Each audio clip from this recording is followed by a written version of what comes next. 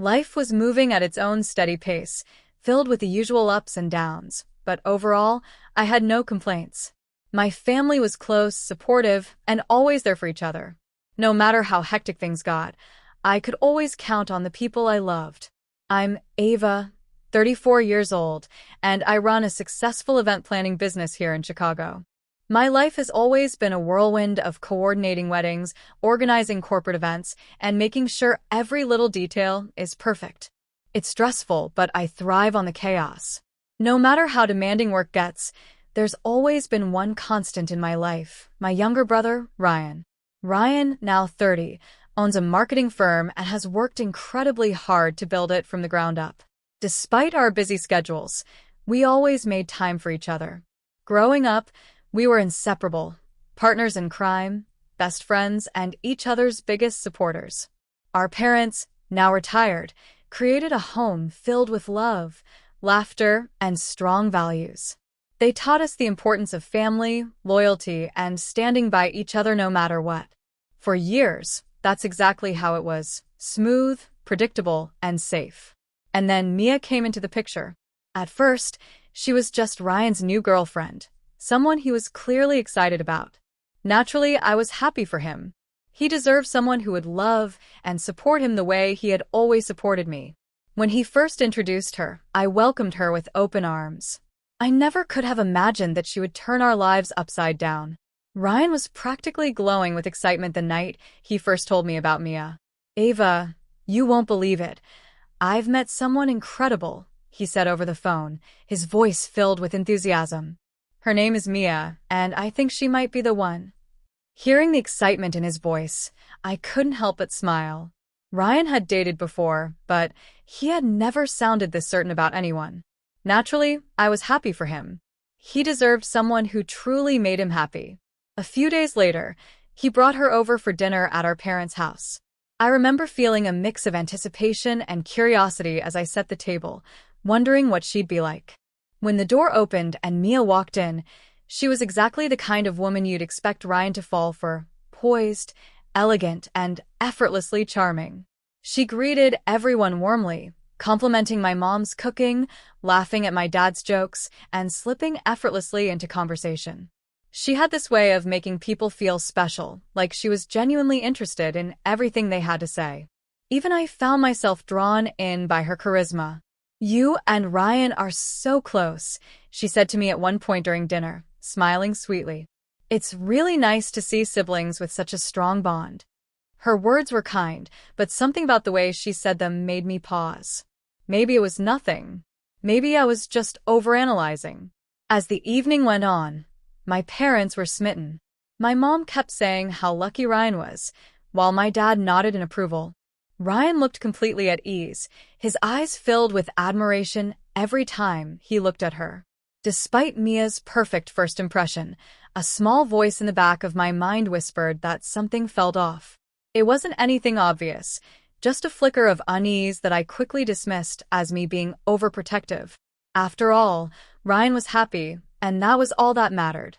At first, Mia seemed like the perfect addition to our family. She was warm, attentive, and always knew exactly what to say to make people feel comfortable. But it didn't take long before I started noticing small things, little remarks that felt just a bit off. It started subtly, so subtly that I almost convinced myself I was imagining it. One evening at a family dinner, I was talking about a big corporate event I was planning when Mia smiled sweetly and said, "Wow, Ava, you're always working so late. It must be exhausting. Hopefully, one day you'll find some balance." Her tone was light, almost sympathetic, but something about it felt like a jab. My job had always been demanding, but I loved it. Still, I brushed it off. Maybe she didn't mean anything by it. But the comments kept coming. "You must be so busy all the time. It's no wonder you don't have time for relationships. I can't imagine constantly running around like that. Don't you ever want to slow down?" Each time, her words were wrapped in politeness, just enough to make me question whether I was being too sensitive. She never outright insulted me, but the message was clear. She disapproved of the way I lived my life. Ryan, however, didn't seem to notice. If anything, he was changing. He started canceling our usual coffee meetups, saying he was too busy. When we did talk, his responses felt off.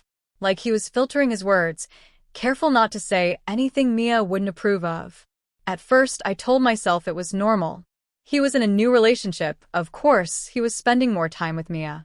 But it wasn't just that. It was like he was slowly becoming someone else. Someone who depended on Mia for every decision, big or small. She just has such great instincts, he told me one night when I questioned him about a business deal he backed out of. She thinks I should wait for something better, and honestly, I trust her judgment. That was when I realized how much power Mia had over him. He wasn't just taking her advice, he was letting her control his choices. Family gatherings started to feel different too. Mia no longer hid her remarks behind a veil of politeness. Ava, maybe if you weren't so focused on work, you wouldn't have to do everything alone. A woman like you must intimidate a lot of men. She'd laugh after saying things like that, like it was all just a joke, but I knew better. The worst part? Ryan never defended me. If anything, he looked uncomfortable but stayed silent. Our parents were oblivious, still seeing Mia as the wonderful woman Ryan had fallen for. But I knew better. I could see what was happening. Mia wasn't just becoming part of our family. She was pulling Ryan away from it. Dinner that night started off like any other. My parents had made one of Ryan's favorite meals, and everyone was gathered around the table, chatting and laughing. But beneath the surface, I felt the tension. Over the past few months, Mia's little digs had become sharper, her grip on Ryan tighter. He was no longer the brother I had always known. I tried to push the unease aside and enjoy the evening. But then, Mia suddenly stood up, her chair scraping loudly against the floor. The conversation came to a halt as everyone turned to her. "I need to say something," she announced, her voice trembling with what seemed like barely contained anger. Her eyes locked onto mine. "Ava, I know what you did." Confused, I frowned. "What are you talking about?" She folded her arms. "My wallet. It's missing." It had $10,000 in cash, along with several credit cards. "And I have every reason to believe that you took it." The room fell into stunned silence. I felt like the air had been knocked out of my lungs. "What?" I gasped. "Mia, that's ridiculous. I would never." "Oh, wouldn't you?" she interrupted, her voice sharp. "I mean, you're always working, always so busy. Maybe things aren't as successful as you make them seem. Maybe you needed the money." My hands clenched into fists under the table. I could feel my heart pounding in my chest. "That is completely insane, Mia. I would never steal from you, or anyone." Mia scoffed, shaking her head. "You're just saying that because you got caught." Ryan, who had been silent up until now, shifted uncomfortably in his seat. His face was tight with confusion.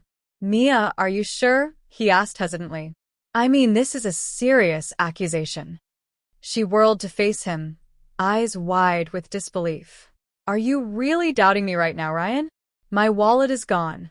Who else could it have been?" My stomach twisted. I turned to my parents, expecting them to step in, to tell Mia how absurd this was. But instead, they looked between the two of us, unsure. And then I saw it, that flicker of doubt in my father's eyes. I couldn't believe this was happening. "Mia, I did not take your wallet," I said, forcing my voice to stay calm. "I swear to you." But she wasn't interested in the truth. Before I could say another word, she grabbed the glass of water in front of her and flung it at me. Cold water splashed across my face and soaked my clothes. Gasps echoed around the table. My mother's hand flew to her mouth. My father stood up in shock.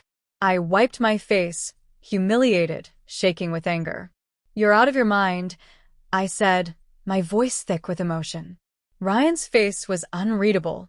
He looked torn, caught between the woman he loved and the sister he had always trusted. "Ava, is there something you need to tell us?" That was the moment that shattered everything. The fact that he even had to ask hurt more than I could ever put into words. I pushed my chair back and stood up. "I'm done with this." And with that, I walked away, leaving behind the family dinner that had turned into my worst nightmare. I sat in my car outside Lily's apartment, gripping the steering wheel, still shaking from what had happened at dinner. Mia's accusation wasn't just an insult. It was a calculated attack. And the worst part? Ryan had hesitated. He had actually considered the possibility that I could have done something like that. I took a deep breath, trying to steady myself. I needed someone to talk to. Someone who would believe me without question. Lily opened the door before I even knocked, her expression shifting to concern the second she saw me. "Ava, what happened?" she asked, pulling me inside. I sank onto her couch, my hands still trembling. "Mia accused me of stealing from her," I said, my voice cracking. "In front of everyone. And Ryan, he didn't immediately take my side." Lily's brows furrowed. "What?" she said, incredulous. "That's insane. She's obviously setting you up." I let out a bitter laugh. "I know that. But she's got everyone wrapped around her finger. I don't even know how to fight back."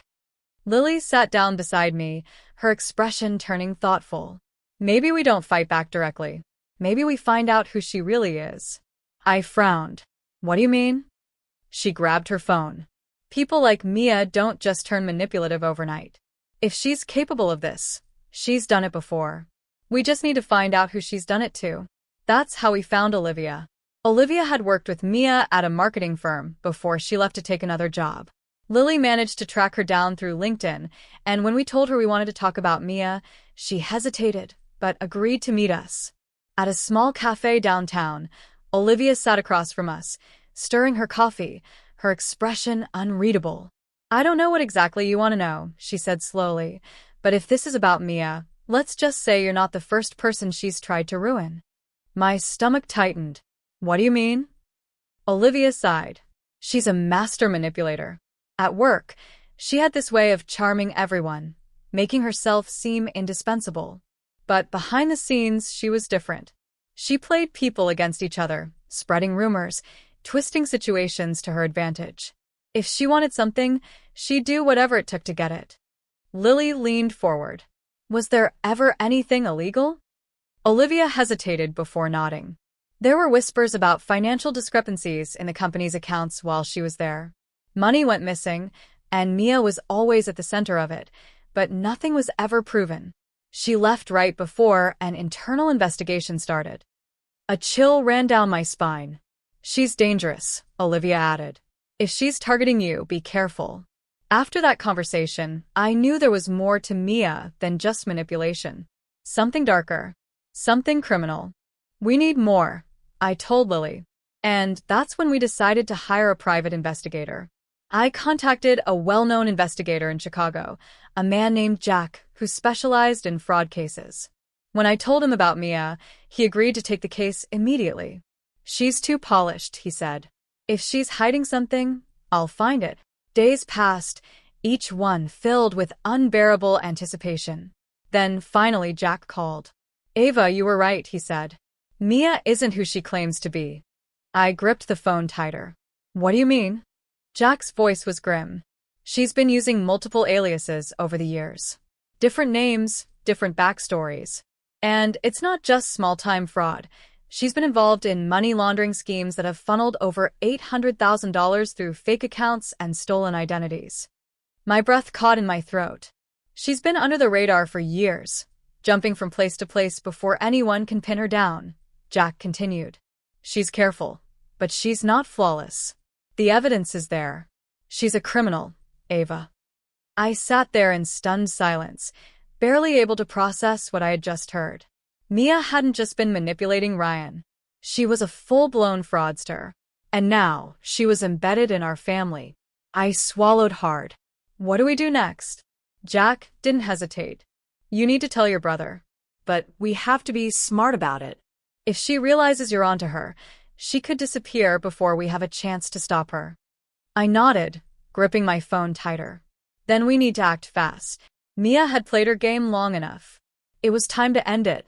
I knew this conversation wouldn't be easy. Ryan had been blinded by Mia's charm for so long that ripping away that illusion would be painful. But I didn't have a choice. If I didn't show him the truth now, she'd destroy him, financially, emotionally, and maybe even legally. I texted him that morning. "Ryan, I need to talk to you. Just us. It's important." He took a while to respond, but when he finally did, it was short. Fine.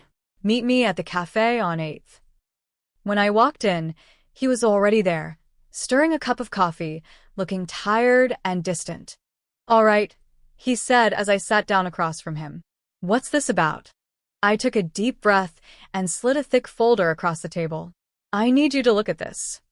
He hesitated, then slowly opened it.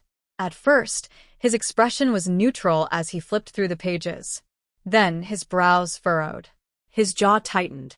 His hands trembled slightly as he read testimony after testimony. Olivia's account, the private investigator's report, bank records linking Mia to fraudulent transactions. This can't be right, he muttered, shaking his head. Mia wouldn't do this. She did do this, Ryan, I said, my voice firm but calm. She's been doing it for years. Different names, different places. She's been conning people and stealing money all this time. Ryan clenched his fists, his eyes darting across the documents as if trying to find some loophole, some way for this not to be true. This is insane, he said, his voice rising. You expect me to believe that my wife, the woman I love, has been lying to me this whole time? Yes. I met his gaze, unwavering. And, deep down, I think you know something's been off. He ran a hand through his hair, exhaling shakily. No, he whispered, more to himself than to me. No, I would have seen it. I should have seen it. The anger shifted to something else, something raw. Betrayal. He swallowed hard, staring at the papers like they had personally betrayed him. I gave her everything, he said, voice cracking. I trusted her, defended her. I almost turned against you because of her. I reached across the table, placing a hand over his. You weren't stupid, Ryan. She's just that good. But it's over now. You know the truth. Now, you have to decide what to do with it. His fingers curled around the edge of the folder, gripping it so tightly his knuckles turned white. He didn't speak for a long time. When he finally looked up at me, his expression was filled with pain, but also something else. Determination. She's not going to get away with this, he said quietly. And just like that, the spell was broken. The tension in the room was thick enough to cut with a knife. My parents sat stiffly on the couch, their expressions a mixture of confusion and worry. Ryan stood beside me, arms crossed, his jaw clenched. This was it, the moment of truth. Mia arrived last, looking annoyed rather than concerned. She glanced around at the serious faces in the room and sighed dramatically. All right, what's going on? Why does this feel like some kind of intervention? I took a deep breath and glanced at Ryan. He nodded. Mia, I started, keeping my voice steady. We know the truth. She let out a short laugh. The truth? About what? Ryan stepped forward, holding up the folder of evidence. About you. For the first time, I saw something flicker across her face, something close to panic. But she recovered quickly, rolling her eyes. Oh, let me guess. Ava's still mad about the wallet thing, and convinced you all I'm some kind of villain. I shook my head. This isn't about the wallet, Mia. This is about the years of lies you've built. The money laundering. The stolen identities. The fraud. Mia scoffed. That's ridiculous. Ryan threw the folder onto the coffee table. Pages of documents spilled out, bank records, aliases, investigator reports. These say otherwise. Our mother picked up one of the papers, her face paling as she read it. Mia, this is your name. And another name. And another. What is all this? Mia hesitated for a fraction of a second before laughing again, but it was forced this time. Oh, come on. This is obviously some elaborate mistake. Or maybe Ava's just that desperate to make me look bad. Ryan's voice was ice cold. Olivia, your former coworker, told us what you did at your old job. The missing money. The manipulations. And Jack, the investigator, traced multiple fraudulent transactions back to you. Your real name isn't even Mia, is it? Mia's fake confidence cracked. Her eyes darted from Ryan to me, to my parents, as if calculating her next move. This is insane, she snapped. Do you people really think I'm some kind of criminal? Ryan, how can you let them do this to me? Ryan didn't even blink. Because I finally see you. Mia's eyes narrowed. Her breath came in short, angry bursts. And then, just like that, she snapped. "You idiots," she hissed, grabbing the nearest glass of water and hurling it at me. It splashed across my chest, soaking my shirt, but this time I didn't even flinch. Ryan's face darkened. "Enough, Mia." She turned on him, her fury boiling over. "You are nothing without me, Ryan. I made you stronger. You think your precious sister has your back? She's just jealous of us." My father slammed his hand against the armrest. "That's enough, Mia. Get out of her house." Mia's expression twisted into something ugly. She grabbed her purse and moved toward the door. "You're all making a huge mistake. You'll regret this." Before she could take another step, flashing red and blue lights filled the front windows. A sharp knock echoed through the house. Ryan turned to me, stunned. "You called them?" I nodded. "Jack tipped off the authorities. We had to make sure she didn't run." Mia barely had time to react before uniformed officers entered the house. "Mia Carter?" one of them said firmly. "You're under arrest for fraud, identity theft, and money laundering."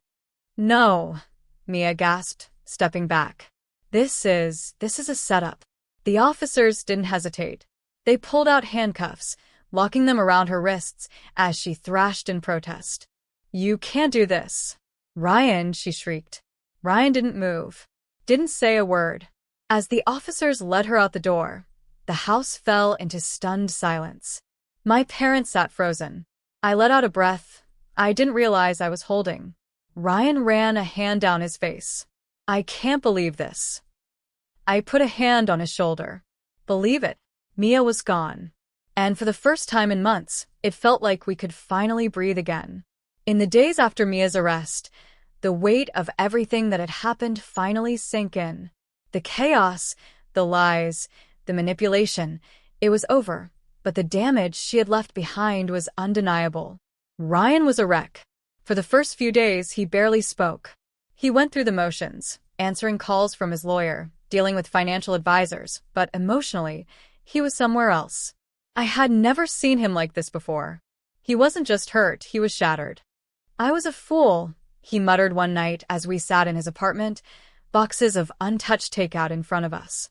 "I let her control me. I let her turn me against you." I sighed, nudging his shoulder gently. "You weren't a fool, Ryan. She was a professional liar. She knew exactly how to manipulate people." He let out a bitter laugh. "I just keep thinking, how could I not see it? The signs were there. You saw them. Why didn't I?" I didn't have an easy answer for that. "Because you loved her," I said simply. "And love makes us blind sometimes." Ryan rubbed his hands over his face. "I defended her. Even when you were telling me the truth, He stopped, exhaling sharply. "I don't know how to fix this, Ava." "You don't have to fix it overnight," I reminded him. "But you will move forward. And you won't have to do it alone." The legal battles dragged on for months. Mia's fraud case unraveled quickly, with more victims coming forward. The amount she had laundered had climbed past $800,000, and the prosecution had no trouble building a solid case against her. She tried to play the victim, of course, claiming she had been set up, that Ryan and I had framed her out of jealousy, but the evidence was overwhelming. The judge saw right through her. She was sentenced to several years in prison. It was over. But moving on wasn't as simple as watching Mia be taken away in handcuffs. Ryan started therapy soon after, something I had encouraged him to do. At first, he resisted, but over time, I saw the difference it made. He stopped blaming himself so much. He started talking more, rebuilding the confidence that Mia had chipped away at piece by piece. His business, though bruised by the association with Mia's schemes, began to recover. Clients who had pulled away started returning. His employees, who had stuck with him through the mess, worked harder than ever to repair the firm's reputation. It was slow, but progress was happening. Lily and I met up one afternoon, sitting by the lake with coffee in hand, finally letting out a breath we hadn't realized we were holding for months. "I still can't believe it," Lily murmured. "Everything she did, it's like something out of a movie." I nodded, staring at the water. "Yeah. "But we got through it." She smiled. You were strong, Ava. Even when no one believed you. Ryan's lucky to have you. I smiled back, but deep down, I knew the truth. This had changed all of us. Ryan would never be the same. I wouldn't either. But for the first time in a long time, the weight was lifting. And that was enough. Mia was finally where she belonged, behind bars. The trial had been long and exhausting, but in the end, justice was served. She was convicted on multiple counts of fraud, identity theft, and money laundering. The judge didn't buy any of her manipulative tactics, and when the final sentence was read, she barely reacted. It was as if she had finally accepted her fate. For our family, the healing process was slow, but it was happening. My parents, who had once welcomed Mia with open arms, struggled with the guilt of not seeing her true nature sooner. But we reminded ourselves, Mia had fooled everyone, not just us. There was no shame in being deceived. The real mistake would have been ignoring the truth once we found it. Ryan and I were closer than ever. We had always been inseparable growing up, and though Mia had tried to drive a wedge between us, she had failed. If anything, the nightmare she put us through only reinforced how much we meant to each other. We had faced one of the darkest moments of our lives, and we had come out stronger. One evening, as we sat outside our parents' house, Ryan turned to me and said, "I'll never doubt you again." I smiled, nudging him playfully. "You better not." Mia had tried to break us, to manipulate and destroy the life we had built, but she didn't win. We did. And if this experience had taught me anything, it was this. Truth always finds its way to the surface, no matter how deeply buried it is. And family, the people who truly love you, will always stand by your side.